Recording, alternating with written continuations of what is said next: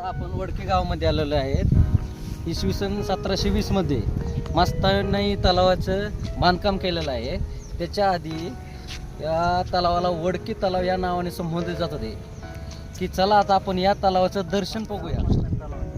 जो समोर दिसतोय ना छोटे सगळे दरवाजे, यामधूनच मस्तानी तलावामध्ये पाणी सगळं येत असतं. आता तुम्हाला पुढं मस्तानी तलावाचं एक बोगदा दाखवतो आणि एक छोटं मंदिर आहे, ते पण तुम्हाला पुढे दाखवतो. चला, हे जुने कोरीव बांधकाम आपले गणेश बाप्पा आहेत, त्यांचं दर्शन करूया.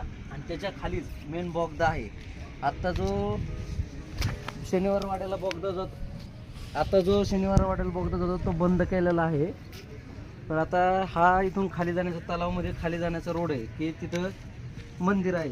हे जुने कोरीव बांधकाम आहे, जे सगळे दगडामध्येच बांधलेलं आहे. या आता तर तुम्हाला तलाव दाखवतो.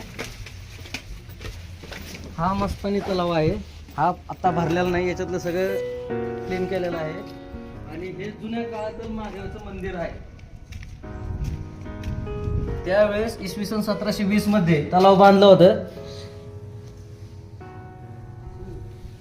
इसवी सन 1720 चा तलाव बांधला. त्यावेळेस नंतर हे महादेवाचं मंदिर बांधण्यात आलं. येण्याचा रस्ता आहे इथून. आता वरती कोरीव काम पाहत आपण वरती जाऊया. वरती हे बघा कशा पायऱ्या जुन्या काळात बनवण्यात आलेल्या आहेत. ते अजून खणखर आहे.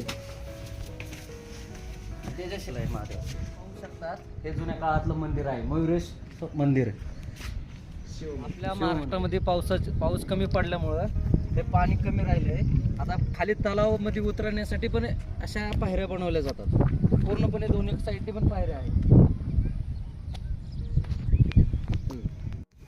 हे अशा प्रकारे दगडी बांधकाम आहे. आपण अशाच प्रकारे नवीन ठिकाणाचं तुम्हाला दर्शन घडून आणणार आहे. यासाठी चॅनलला सबस्क्राईब करा, लाईक करा, शेअर करा, फॉलो करा.